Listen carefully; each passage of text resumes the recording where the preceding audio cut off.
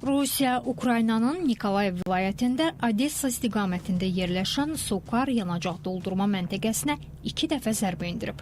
Nikolayevdən təxminən 30 kilometr məsafədə yerləşən yanacaq doldurma məntəqəsinə ilk zərbə ötən gün saat 19:16, ikinci zərbə isə 19:33 radələrində şahid tipli pilotsuz uçuş aparatı ilə endirilib.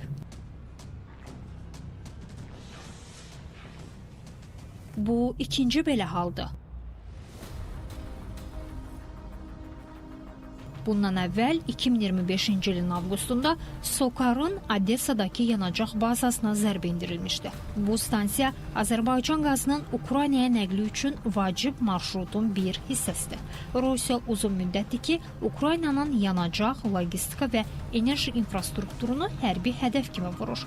Bu da o deməkdir ki, Sokarın yanacaq doldurma məntəqəsi Rusiyanın ümumi zərbə kampaniyasının tərkib hissəsi ola bilər. Ukrayna rəsmiləri o cümlədən Prezident Volodimir Zelenski də bu hücumları Azərbaycanın iqtisadi maraqlarına yönəlik addım kimi qiymətləndirir. Gedişat hücumların ardıcıl və məqsədyönlü yanaşmanın göstəricisi olduğuna dair təsəvvürlər formalaşdırır.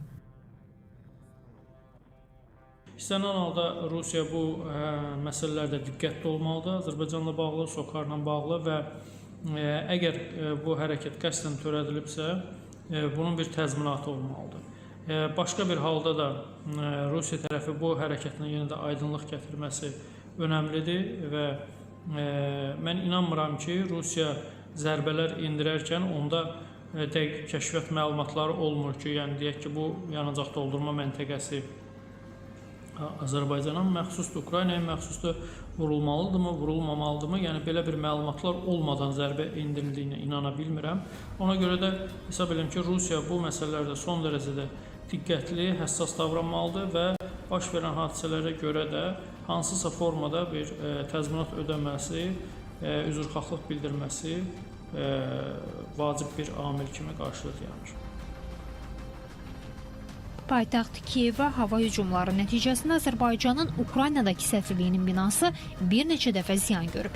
2025-ci ilin 14 noyabrındakı hücumlarda səfirliyə dəyən ziyan miqyasına görə daha böyük və ciddi hesab olunur. Hadisə ilə əlaqədar Azərbaycan Xarici İşlər Nazirliyi Rusiyaya nota verib.